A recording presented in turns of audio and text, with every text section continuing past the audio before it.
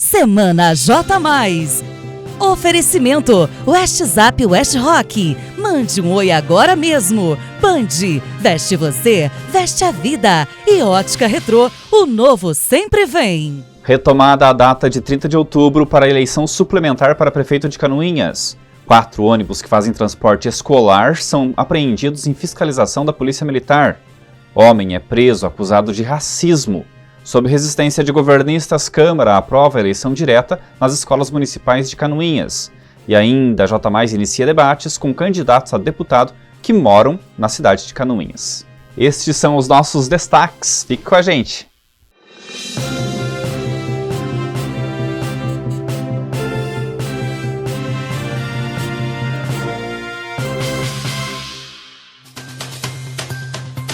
Uma decisão do ministro Alexandre de Moraes, presidente do Tribunal Superior Eleitoral, confirmou a eleição suplementar para a Prefeitura de Canoinhas para 30 de outubro. A disputa havia sido suspensa no mês passado após um pedido de liminar de mandado de segurança ser aceito pela Justiça. O anúncio foi feito pelo TSE, segunda-feira agora, por meio de ofício encaminhado ao presidente do Tribunal Regional Eleitoral, desembargador Leopoldo Augusto Brugmann. O ofício autoriza a realização de novas eleições para os cargos de prefeito e vice no município de Canoinhas durante o eventual segundo turno das eleições de 2022. Isso, claro, agora pretende dar início, de fato, à disputa, ou seja, a campanha, mas, pelo que a gente percebeu aí dessa primeira semana, os candidatos a prefeito vão esperar passar aí a disputa para deputado estadual, federal e também para senador, que está mais impregnada aqui na nossa região, para que então entre em campo na disputa. Até porque essa eleição ela vai ter um tempo maior do que costuma ser em eleições ordinárias, ou seja, 45 dias. Nessa, eles têm mais aí de 60 dias para fazer campanha, claro que não considerando que tivemos aí esse momento de suspensão da eleição por conta desse pedido liminar. E falando nas eleições gerais, segunda-feira agora tem debate aqui no J+, isso mesmo. A gente inicia então uma série de debates, são 3 debates na verdade, relacionados a essas eleições. Na segunda agora, a gente vai receber os 3 candidatos a deputado estadual que declararam a Justiça Eleitoral que moram em Canoinhas. São eles o Paulo Basílio, do MDB, o índio fotógrafo do Avante e também o Roberto Pradonski, do PDT. Eles estarão ao vivo aqui no nosso estúdio debatendo. E você, inclusive, pode mandar perguntas lá na nossa página no Facebook, tem uma publicação destacada lá, fixada, anunciando o debate, e você pode comentar mandando a sua pergunta, que não pode ser direcionada, porque ela vai ser sorteada. Segunda-feira, às 7 da noite, transmissão ao vivo desse debate, aqui pelo J+, e você pode também assistir direto na nossa página no YouTube, no nosso canal no YouTube, e também na nossa página no Facebook. Ainda falando em eleição geral, o Tribunal Superior Eleitoral aceitou, na quinta-feira, o registro de candidatura de Padre Kelmon, do PTB, à presidência da República. Kelmon foi indicado pelo partido após o ex-deputado Roberto Jefferson ter a candidatura barrada pelo tribunal. A chapa também será composta pelo candidato a vice-presidente, Pastor Gamonal, do PTB. O assunto que dominou a discussão política nesta semana aqui em Canoinhas foi a eleição direta para diretor de escola. Esse projeto foi apresentado pelo Executivo na semana passada e na terça-feira agora ele foi votado em primeira votação. Só que os vereadores Osmar Liskovics e Vilmar Sudoski pediram para não votar porque não tinham lido o projeto. Esse projeto, contudo, ele é uma imposição para que o município não perca recursos do Fundeb. Então, para o governo mandar esse dinheiro para manter a educação básica, as prefeituras têm que ter uma lei que obrigue os colégios municipais a elegerem seus diretores por meio de uma eleição mesmo dentro da escola e não por indicação política. Os vereadores resistiram, mas acabou que aí foram convencidos a votar pelo menos em primeira votação esse projeto, que passou. Aí haveria uma sessão extraordinária no dia seguinte para votar em segunda votação, já que o prazo se esgotaria na quinta-feira, porém foi aumentado esse prazo para outubro. Agora eles têm mais tempo para discutir essa questão. Lá em Major Vieira foi diferente. Enquanto os vereadores daqui ainda discutem essa questão, a questão da gestão democrática dentro das escolas, a eleição direta para diretor já virou lei lá em Major Vieira, que o prefeito Adilson Litkoski, do Patriota, publicou um decreto instituindo a eleição direta nesta semana. Pelo decreto, o processo de escolha democrática para o exercício das funções gratificadas de diretor escolar e auxiliar de direção das instituições de ensino mantidas pelo município, vai observar, então, esses princípios de autonomia, cidadania, dignidade da pessoa humana, gestão democrática, do ensino público, pluralismo político, igualdade perante a lei, valorização dos profissionais da educação, promoção da integração em instituição de ensino, comunidade e legalidade. Isso, como eu disse na semana passada na minha coluna, aqui no J+, é uma faca de dois gumes, porque pode ser que você tenha uma politização, uma má politização dentro da escola, com uma questão de o diretor ou aquele candidato mais popular ser eleito, mas não necessariamente ser o melhor administrador, né? Aquele professor gente boa. Mas, por outro lado, você também começa um processo dentro da escola de ensinar as crianças, né, a importância da cidadania e que más escolhas, né, podem refletir em coisas ruins para eles, né, em medidas ruins que virão porque você não escolheu aquela pessoa mais adequada à função. E o STF, o Supremo Tribunal Federal, formou maioria para suspender o piso da enfermagem, aprovado pelo Congresso e sancionado pelo presidente Jair Bolsonaro. O STF quer que o Legislativo e o Executivo expliquem de onde sairão os recursos para financiar o piso. No sábado passado, profissionais da área da saúde aqui de Canoinhas e Três Barras fizeram um manifesto pelas ruas das duas cidades, se manifestaram contra o STF por conta dessa decisão. O vereador de Canoinhas, Maurício Zimmermann, foi o propositor de uma moção de parabenização ao cabo bombeiro militar Jason Luan Vodonos da Silva e ao médico psiquiatra Franco Mazzaro por terem emprestado os primeiros socorros de forma imediata a uma criança com ausência de respiração e já cianótica, quando a criança já está roxinha, né, com o rosto roxinho. O episódio ocorreu durante um espetáculo de circo, o Circo Ferrari, que se apresentava aqui em Canoinhas. Vodonos estava de folga e assistia ao espetáculo com a família, assim como o médico. Os dois então iniciaram as manobras protocolares a fim de desobstruir as vias aéreas da criança e, com insistentes tentativas, conseguiram fazer com que a criança voltasse a respirar, salvando a vida do menino. Atenção, concurseiros! Essa semana teve 3 concursos bem importantes que abriram. Um na esfera nacional, que é do INSS, e outros na esfera local. Um da Prefeitura de Irineópolis e outro da Prefeitura de Major Vieira. Lá no J+, na nossa página de empregos, tem todos os detalhes para você entrar nesses concursos. Homem é preso acusado de racismo em Canoinhas. E ainda, 4 ônibus que fazem transporte escolar em Canoinhas são apreendidos em fiscalização da polícia. Nós voltamos depois do intervalo comercial.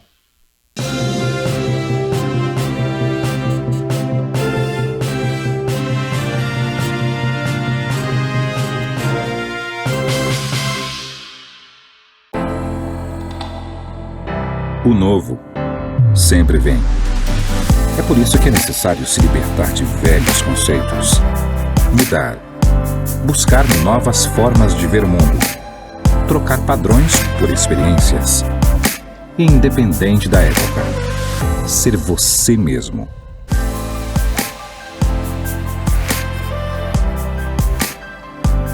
Retro. Faça sua época. Os óculos e armações retrô você só encontra nas lojas credenciadas. Visite nossa matriz em Canoinhas, Santa Catarina. Na West Rock, manter um diálogo aberto e transparente com a comunidade é um compromisso. Por isso, lançamos um novo canal de comunicação, o WestZap West Rock. Tire suas dúvidas, conheça as nossas ações e envie sugestões de onde estiver e a hora que quiser. O número é 47 99611 8376. É só escrever oi para começar a navegar. West Rock, vencendo junto com a nossa gente.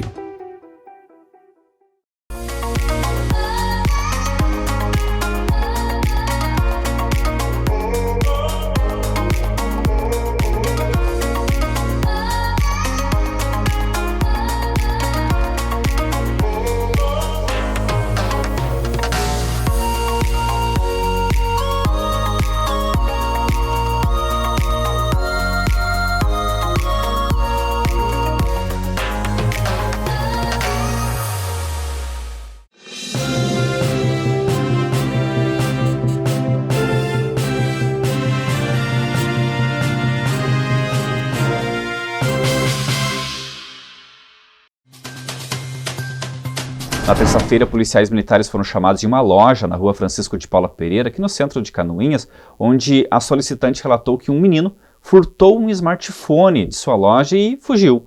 A partir daí, as características do menino foram repassadas por essa mulher, aí os policiais iniciaram rondas e localizaram, ainda na área central, o suspeito. Aí fizeram também um comparativo com imagens das câmeras de monitoramento do estabelecimento comercial e constataram tratar-se desse menino. Ele tem apenas 10 anos de idade e confirmou o furto. Diante dos fatos, foi acionado o conselho tutelar.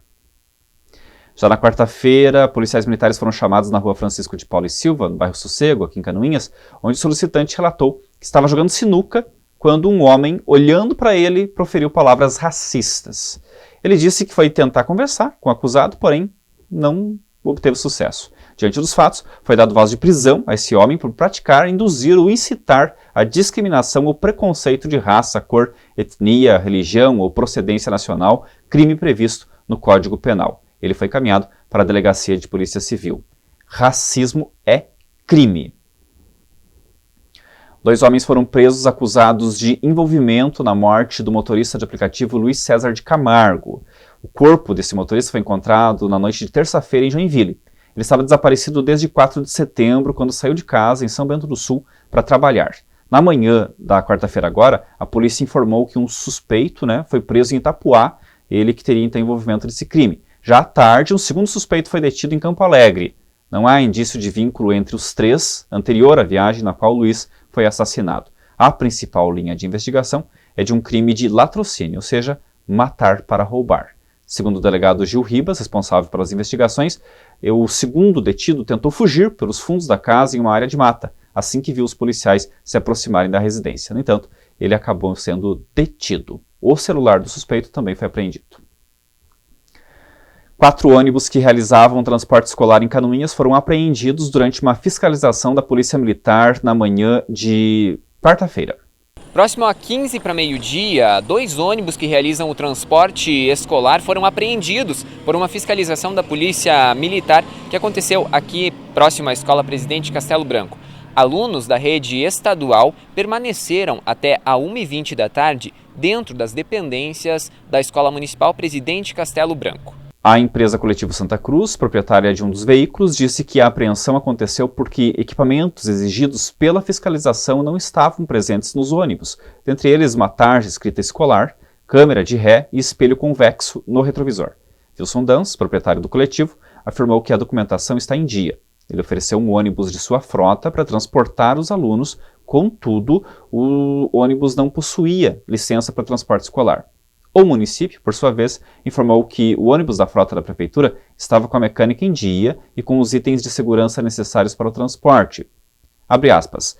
O veículo foi acionado emergencialmente porque o ônibus desta linha está na oficina. A fim de não pararmos o transporte, optou-se em usar este ônibus. Ele foi apreendido apenas por não ter a documentação de vistoria do transporte escolar por ser um veículo reserva. Ainda assim, este veículo reserva já está com agendamento programado para a vistoria necessária para emissão de documento, fecha aspas, diz a nota aí da prefeitura.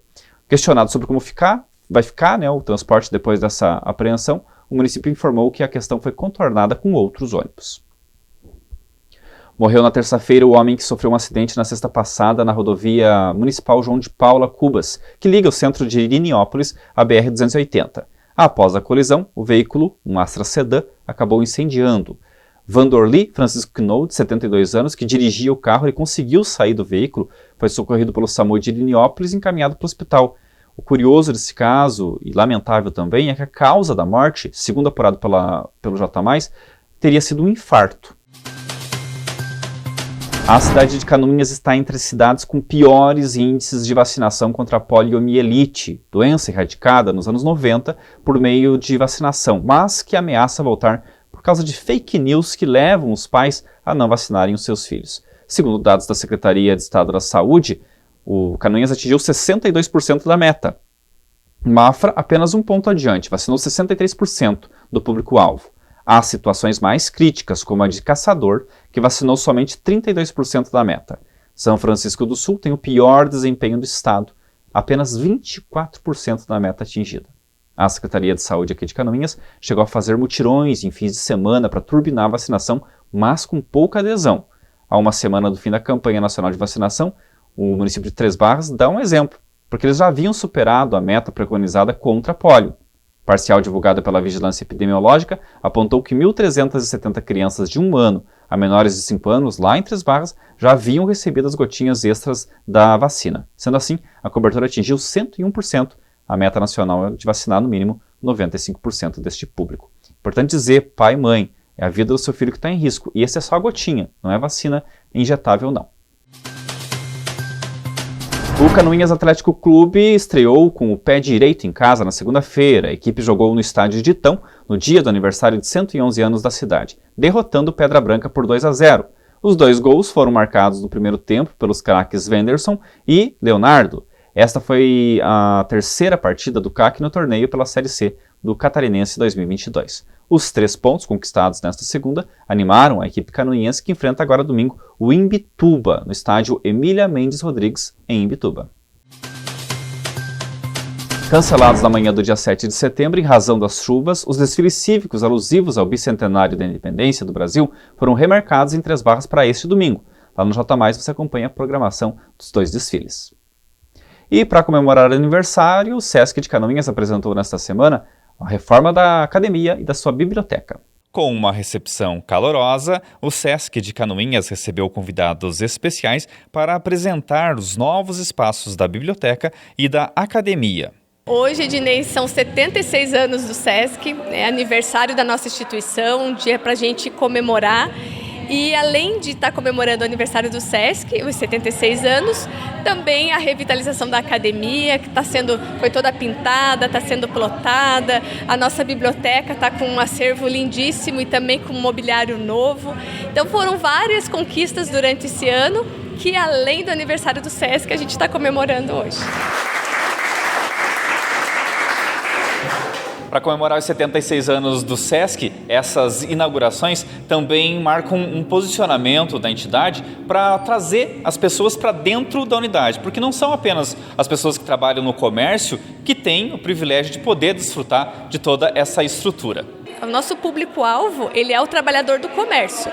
Então, o trabalhador que trabalha no comércio com a carteira registrada, ele e seus dependentes, eles podem vir fazer o cartão Sesc e se cadastrar gratuitamente, e eles têm um valor diferenciado. Todas as atividades do Sesc, sempre um valor mais acessível para quem trabalha no comércio. O outro público é o público em geral, que daí a nossa cidade como um todo, o município todo pode vir, pode participar. A única diferença é que ele paga um pouquinho mais do que o trabalhador do comércio. Porém, também, se for ver a nível de mercado, também os preços são acessíveis, a qualidade do serviço prestado é muito bom. Amanhã aqui no J+, você vai assistir a uma entrevista com uma senhora centenária que acompanhou toda a história de Três Barras. Nossa equipe de reportagem hoje tem o prazer de conversar com a Dona Amene, 102 anos de idade. Dona Amene, que prazer poder conversar com a senhora. Obrigado por nos receber. Obrigado, digo eu, que ainda tem gente perto de mim. Isso é muito bom, né? Então, muito bem. Dona Amene, eu gostaria de começar perguntando de onde vêm suas raízes. Quem é a sua família? De onde a senhora veio? Uma ótima semana para você. Não se esqueça que segunda às 7 da noite tem debate com os candidatos a deputado estadual que moram em Canoinhas, aqui no J+. Até a próxima.